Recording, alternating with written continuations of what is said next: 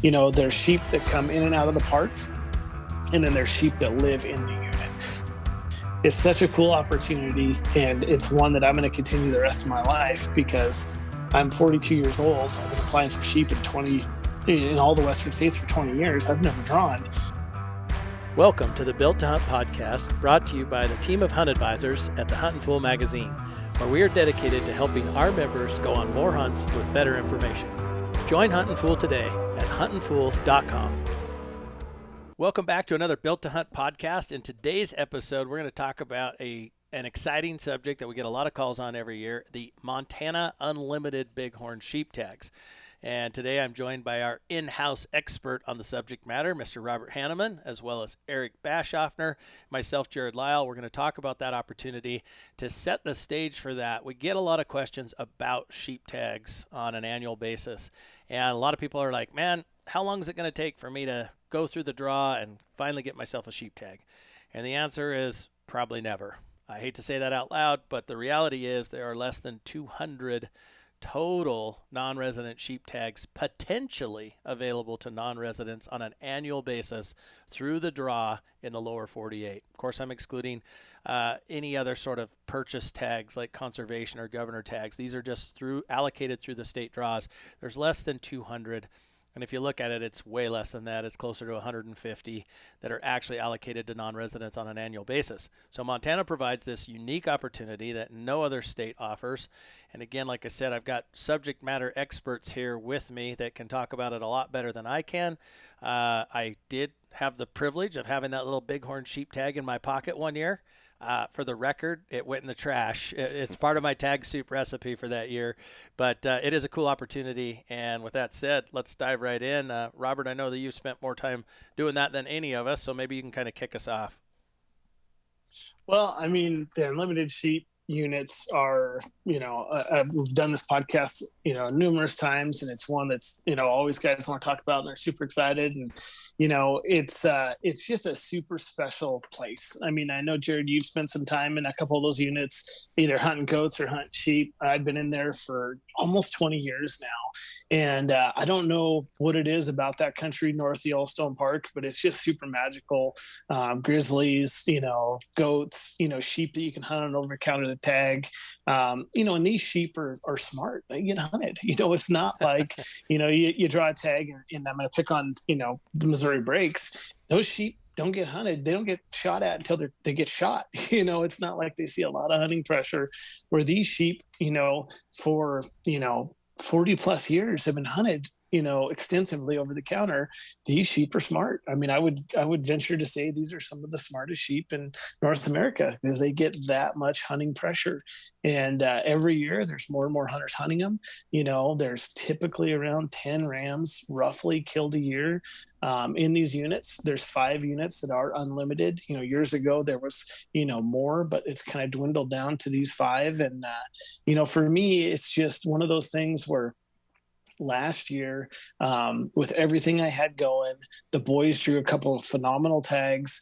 I was guiding in Alaska for some caribou hunts in September. And it was the first year in, I don't even know how many, that I didn't have an unlimited sheep tag in my pocket. And it sounds stupid, but I felt like there was a hole in my heart. Like I couldn't even think about going because I didn't have a tag. And I was never more disappointed when I actually applied for a sheep tag in my life than I did last year. And this year that will not be the case. I'm buying a tag, and I will be in there. And I'm not sure what unit yet, but I'm scheming as much as I can, and I will be in there. This last year. I mean, a couple of years ago, I did an article, had some pictures of me on a ridge snowshoeing. I know a guy that killed a ram literally 100 yards from where that picture was taken. And it was just like, and it wasn't what you. a gut punch. You're not saying, it was not me. You're not talking about yourself in the third person here, right? No, I wish it was. And again, so it's just like, I mean, I don't know. I mean, I'm honestly getting disappointed that there's going to come a time in my life where I can't hunt those mountains anymore. And so I will have a tag this year for sure. And I will be in there. And heck, I mean, even one of my boys is like, get me a tag this year. And I'm like, you better start working out. Well, you've mentioned tag a bunch. I think that's a good place to start because we do have a couple of Huntin Fool pro tips to make sure that you make the most usage of your sheep points, your bonus points, if you have any, or if you want to keep building points. So let's walk through how do we go about getting a tag for this? So the smartest way to get a tag to hunt the unlimiteds would be to, if you're a Montana resident, go into any licensed sales place and just buy one. If you're not, log on to Montana Fish, Wildlife, and Parks. Don't go to apply, just go to purchase tags. The same place where you would purchase, say a bear tag, a tag that's unlimited, you'll see unlimited sheep. And you can click that box and then it'll give you the 5 different units. You can buy that tag. By purchasing that tag outright and not going through the draw, then you can turn around in July and buy a preference point. So say you've been, bonus point. You've been building points for years and you're like, hey, I'm going to do it this year. Me and my buddy are going to go hunt the unlimiteds, but you might have a pile of points. By buying that tag, you'll still be able to purchase one. So you can buy the tag online, you can buy the tag in person. The other way to go through it would be to apply for the tag. Now, you can do this, and this will buy you a little bit of time. And a few guys use this method because, you have to have that tag bought or applied for by May 1st. So May 1st, I'm signing on, like, I'm going. This is what I'm doing this year. Some guys are like, well, I kind of want to do the unlimiteds, but I think I've got, this many points in this state, and I should draw this archery tag in Utah or Arizona or Nevada. So I'm not 100% sure. And, it's only $125 for me, but it's $1,250 for a non-resident. So it's easy for me to light $125, set it on fire and burn it than it is someone for $1,250. So, those guys will apply for the draw. And we recommend you, when it says, do you want to participate in the bonus point system, click no. That'll save all your points. You just won't be able to accumulate another point. And then what happens is that takes place on the 1st of May. And then the draw takes place like normal. And then you're going to get a letter in the mail and it's going to say, congratulations, you drew an unlimited sheep tag. Please send us the rest of your money and we'll give you your tag. So some guys that are on the fence about committing, or afraid they're going to draw another tag, this is a way for them to buy themselves a little bit more time before they have to make that final decision. I'm all in on the unlimiteds. So buy it in person, buy it online, or you can apply through the draw like normal, but please check the box that says, I do not want to participate in the bonus point system, because you don't want to use your points, or you don't want to buy another point because you're guaranteed to draw it. So those are the kind of 3 ways of getting the tag. But again, all of this has to be done by May 1st, either bought or applied for by May 1st. Got it. And then just to be clear, the way that we're scheming on applying in the draw is basically when they say, congratulations, you drew your unlimited sheep tag, please send us the rest of your money. You can elect not to send the rest of your money and save your cash. That's correct. It used to be back in the day, Montana, we had to front all the money and they just mail us a tag. Well, now we don't have to front all the money, and they send you a letter in the mail saying, congratulations, you drew your goat, moose, sheep tag, bison tag. Please send us your money. And at that time you would make the decision, am I in or out? Got it. And is there approximately how much of a window do you have to purchase that tag? Is it clear up till the season? No, not at all. So Eric, do you remember what it is? I know when you get that, when the draw comes out, isn't it like, I'm trying to think, it's not prior to the season, but they give you, 2 weeks or 20 days or something. There's a deadline that you have to purchase your tag by. Yeah, I want to say it's sometime in July. I actually was awarded a U tag because somebody didn't end up completing their transaction after drawing that U tag, and I got a call from FWP saying, hey, you were the first guy that didn't draw the tag, do you want it? And I took advantage of that for sure. But yeah, I want to say that was the back end of July, if I remember right. Yeah. So you're buying yourself a couple months. Yeah. Either way, point is you have a window that you've got to honor at that point in time, but again, you've got more time to think about it if you've got other complicated hunt plans backing up on you.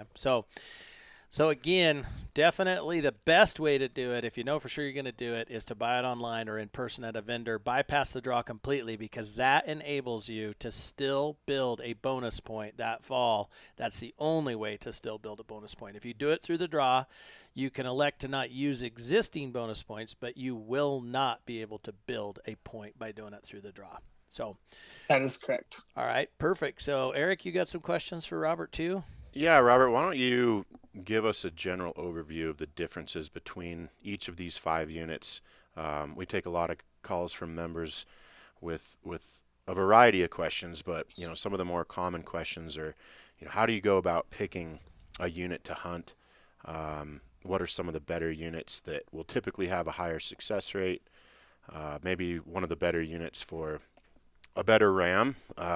Is there Boone and Crockett potential in any of these units? Why don't you walk us through all that quick? Well, perfect. Well, I might miss some of those because you just lay them all out. So you can come back, but like we'll look at the different units. There's 5 of them. So unit 1 or unit 300 is the first one I'll talk about. It's the one I've never hunted. It has a season date of September 1st through the 10th. And I'm not a fan of that because everyone's there for those 10 days, where these other units and again, they all have quotas and close early, but they can run September 15th through, the end of November. So like you can spread the hunting pressure out, where for the 10-day time frame, everyone's going to be there. I would say that unit 300 probably has the lowest success rates. There was not a ram killed in 2021. There was only 1 ram killed in 2020. And again, there was not a ram killed in 2019. I think the last time the quota was filled was 2017. And then again, like 14 and 15, there was no rams killed. So in the last essentially 10 plus years, the quota was filled in 11 and the quota was filled in 17. So that tells you that with a quota of 2, they're not filling it. So that's the one that's always kind of been the red flag for me, and I've just stayed away from. Most of the sheep live right on the park divide. So, you're hunting literally the ridge line is where these rams are. And if no one bumps them, those sheep can stay, outside of the park. And then again, you can go in and kill them. But you get some young gung-ho people and they want to walk that ridge line, they're just going to push all the sheep in the park. And then with only a 10-day window, it's not like those sheep have a lot of time to like calm back down and come back out, where if that was a season that was, again, as long as some of the others, I might have more interest in it. But for me personally, that's not one that I like to hunt. 10 years ago, there was probably only 50 tags given for it. In the last couple of years, it's starting to creep up closer to 100. So it's getting more popular.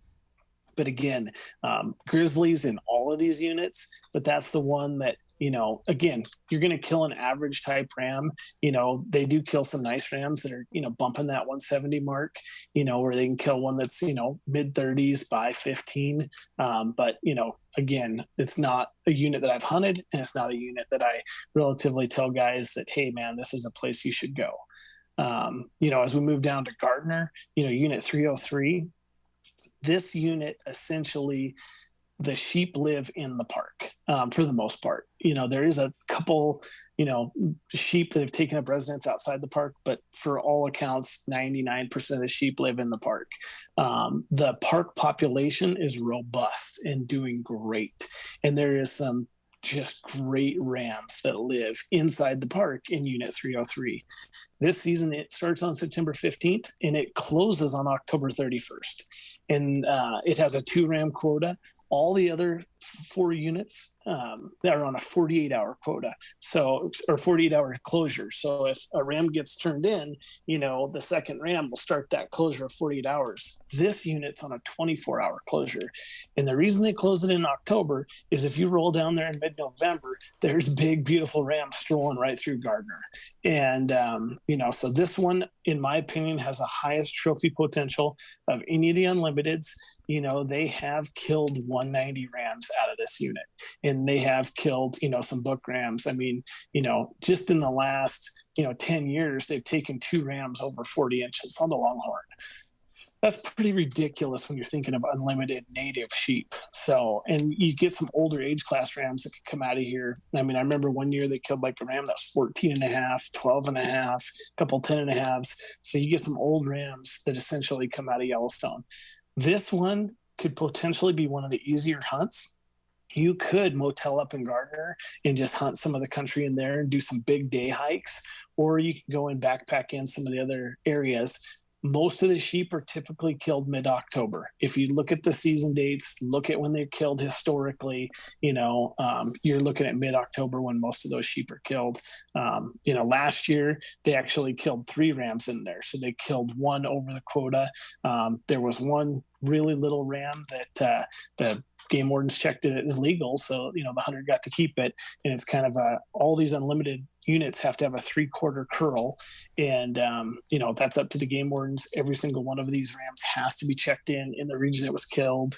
Like I said, there was one little 4.5-year-old ram that was only 24 by 14, but it must have had a really tight curl because they did say it was legal.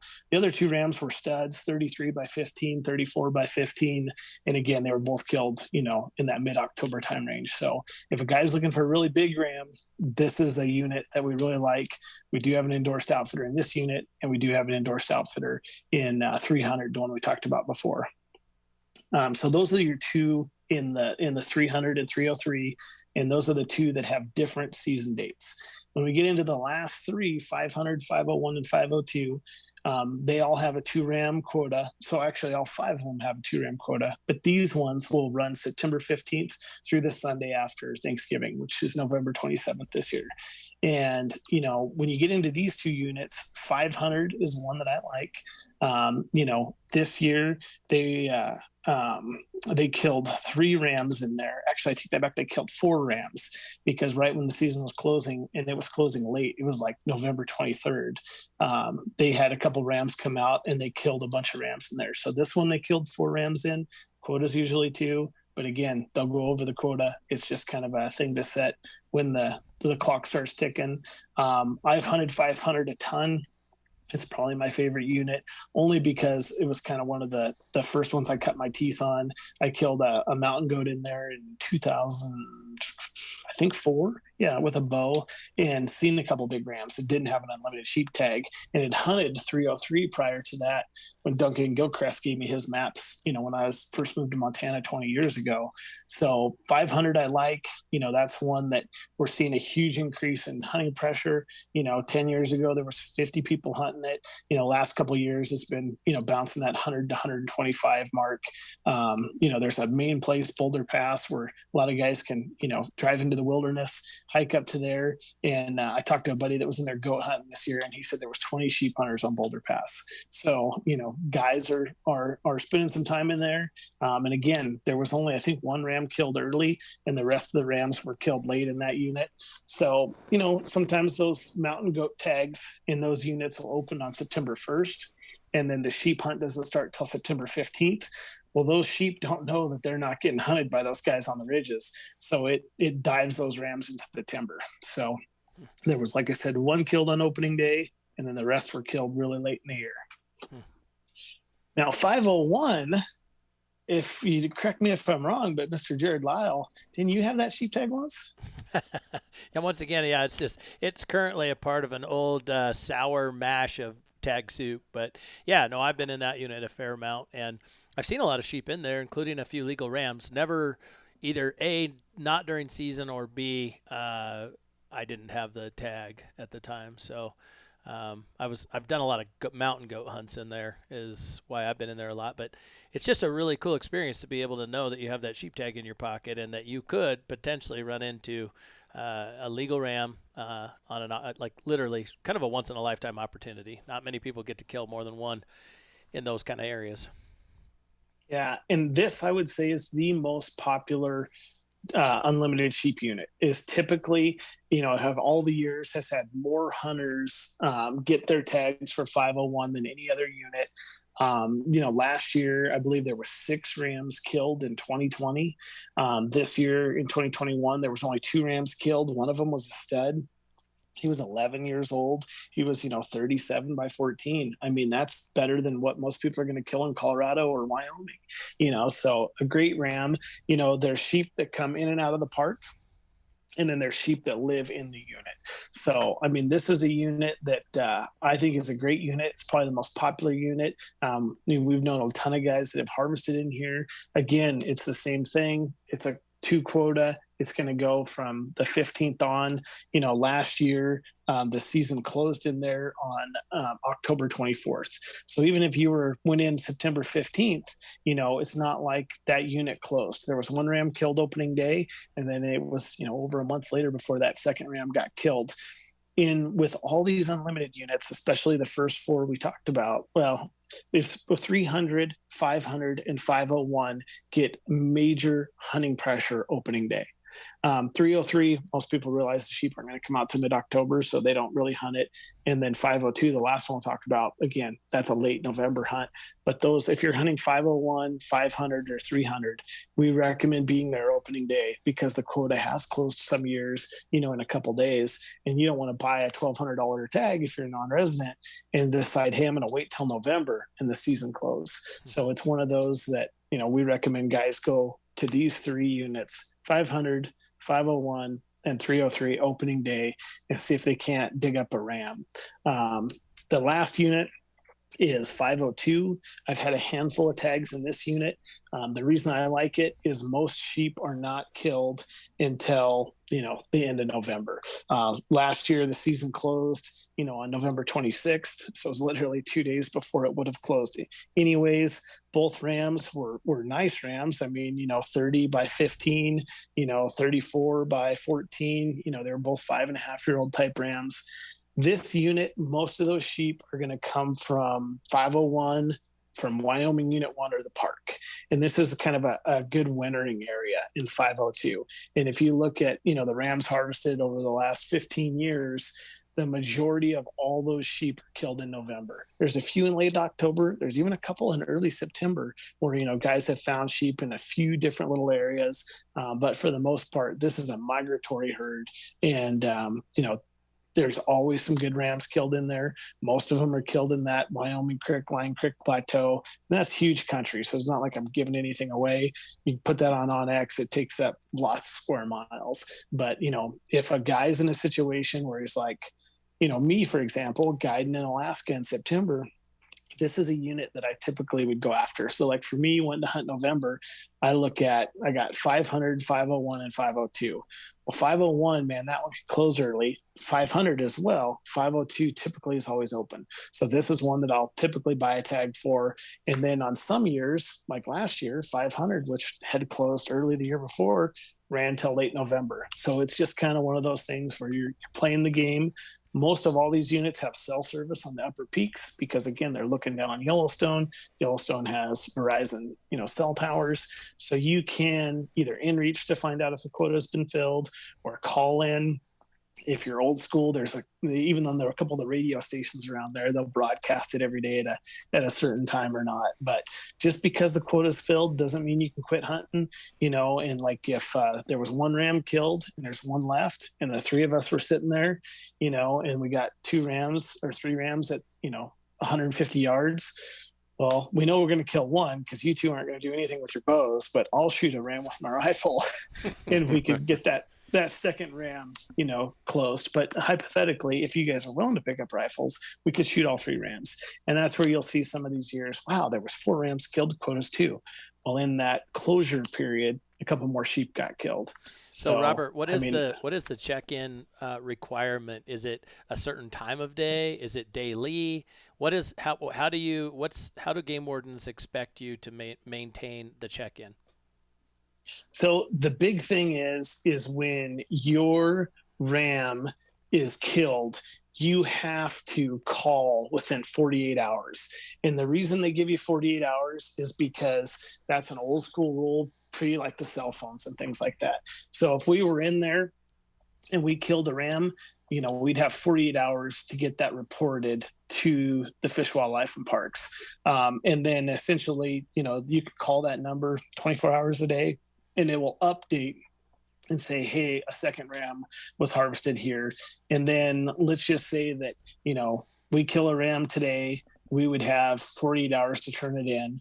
A lot of unlimited sheep hunters kind of have this unwritten kind of respect where if I kill a ram, I'm going to wait my 48 hours to report it, because that's giving all the other guys out there a chance, to keep sheep hunting, because hypothetically, if we went in there opening morning and we killed, 2 rams opening morning and reported them instantly, that night they're going to start the 48-hour closure, and that season would only last 3 days.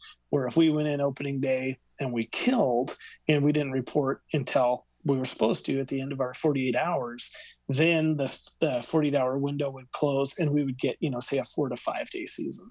So, most guys typically, you're going to kill the ram, get it taken care of, celebrate, and then they'll either report that the next day or the next day after that. But then as soon as you come out, you have to go to get that ram plugged within the district you're in. Yep. So like I couldn't, and that's region 3, or region 5, we couldn't drive to Missoula or something like that to get it checked in. Like an unlimited ram has to be checked in, right there when you get out of the mountains, because they don't want, you going and shooting a ram somewhere else in Montana and then showing up in a Missoula office or a Kalispell office being like, oh yeah, this is my unlimited ram. Yep. And you shot it somewhere else. So that's why they want you to check it in right there. Yep. So if I've killed a ram, I've got 48 hours, but as a hunter, I haven't killed, I'm out there in the field. Am I required to check in twice a day, once a day? How often do I have to check in to do due diligence?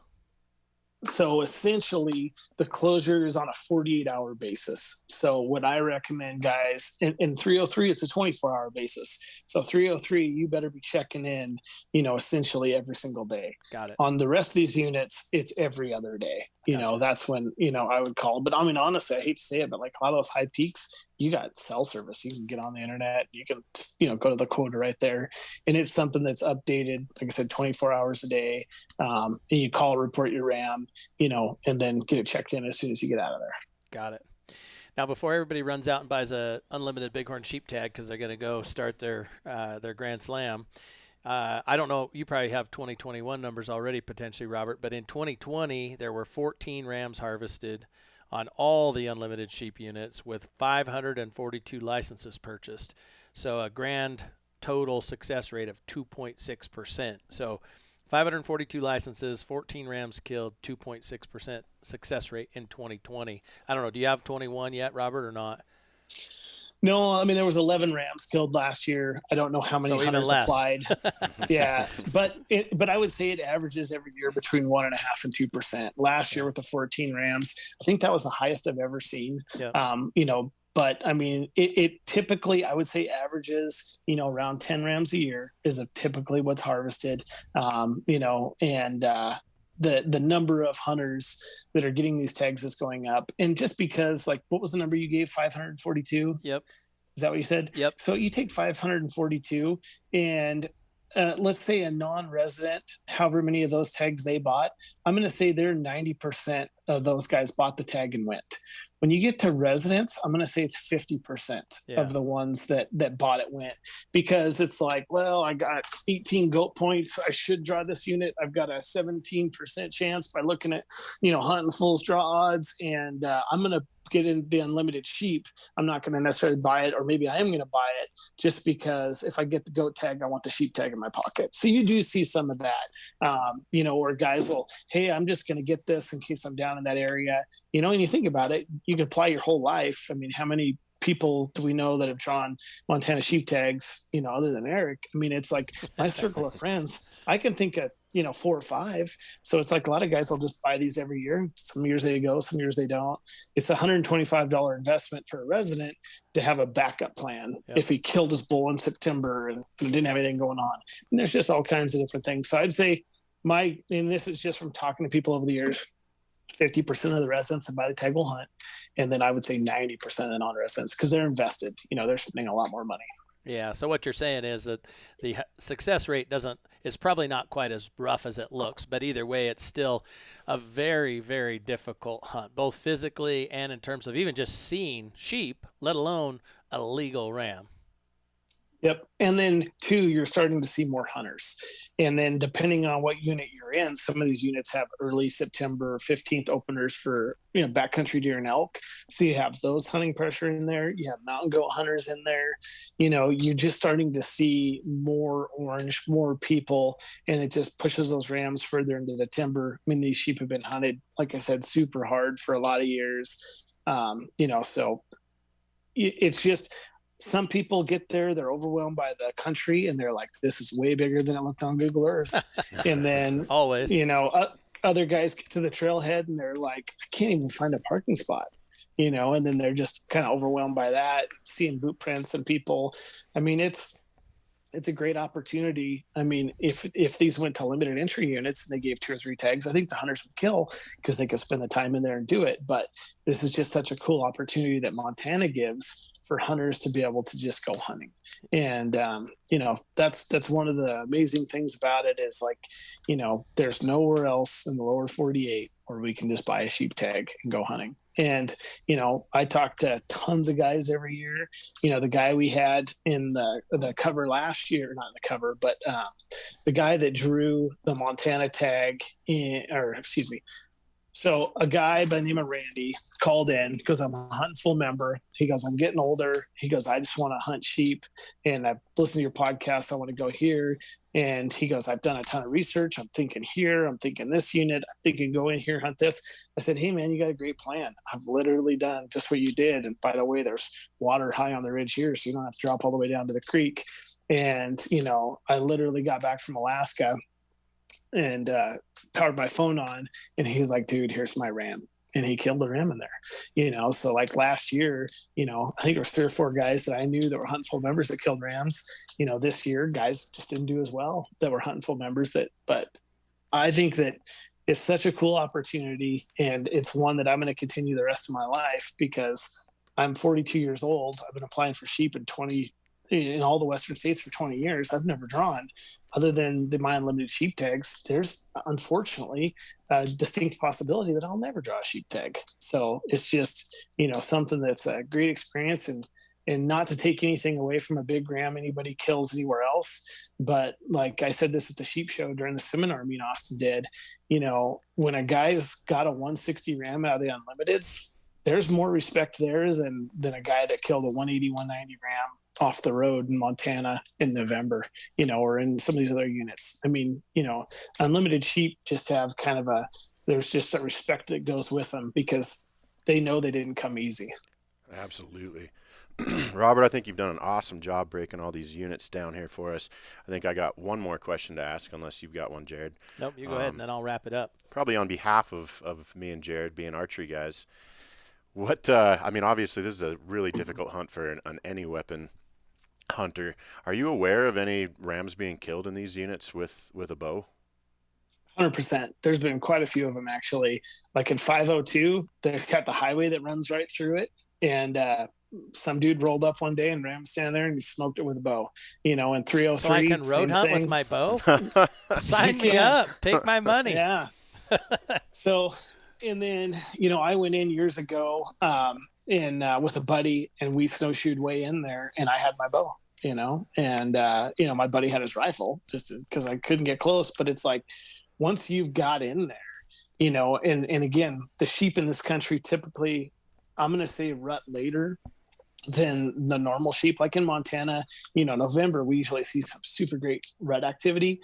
Well, in these unlimited units, these sheep winter at 10,000 feet for the most part.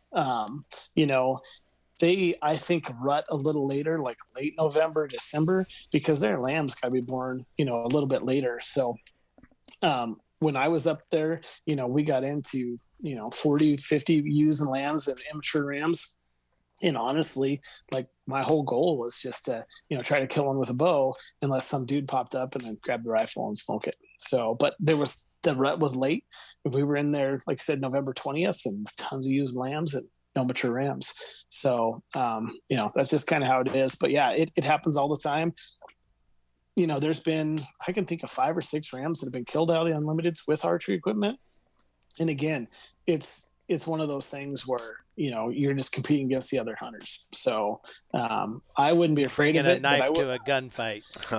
I wouldn't go in there, without a rifle, and that's the other thing is, like, hey, these are over-the-counter units for black bears. Hey, if you're just going in on a sheep hunt, there's some giant black bears that live in that country. That's great wolf country too. There's a lot of wolves in a lot of that. So haven't great wolf country. Yep. Yep. Yeah. So, but I think you know you got to have a rifle just in case, because I mean, if you invest all this time, find an unlimited ram, and you can't get within archery range, I mean that would just seem like, I don't know, that would be devastating, you know, because again, I think at this point it's like you're an archery hunter, you're a muzzleloader hunter, you're a rifle hunter. I think you're an unlimited sheep hunter. That's just a whole different thing. It's like you don't even care the weapon. The challenge is so difficult. You just want to accomplish this, you know. And again, there's a handful of guys that have killed. You know, one of our old Huntin Fool members, he used to have the outfitting area in there before. It was probably 30, 40 years ago. But he's killed 5 rams out of the unlimiteds, and he's in his 70s and still hunting them. You know, and then you know I know some young guys that have killed 2 rams out of the unlimiteds. So I mean, I don't know. To me, it's like I could care less if I killed an unlimited ram with a rock, a spear, a rifle, whatever it was. It's just to kill an unlimited ram. That means more than saying I killed it with a bow or I killed it with a, you know, an open sight 30-30 or a muscle loader or whatever. It's just like there's when you take we talk about these clubs, the unlimited, you know, the Grand Slam Club, or you know, just the Super 10 or North American 29. You know, there's 10 guys a year on average killing unlimited rams. So that's a very small club to be part of. Yep, absolutely. Well, that's a fantastic overview on Montana's unlimited bighorn sheep hunts. One thing that I would encourage you to do, become a Huntin Fool member, even just Robert's tables that he puts together every year on this. A lot of the data that he can spit off the cuff here that you may have missed if you're out driving right now and listening is all included in those articles. It'll tell that, you know, it'll be broken down by year, the kill locations, the kill dates, the size of the ram, the age of the ram, the number of permits issued, etc., along with a detailed unit description that Robert puts together every year. So Huntin Fool members have access to that through our magazine. It's a phenomenal article. I digest it every single year, even working here at Huntin Fool. So, Robert, I appreciate your time. Thank you, Eric. If you're interested in more content, please subscribe to the podcast. Please give us feedback if you've got any ideas or any other subjects you'd like us to cover, and we really appreciate your support and wish you best of luck this fall.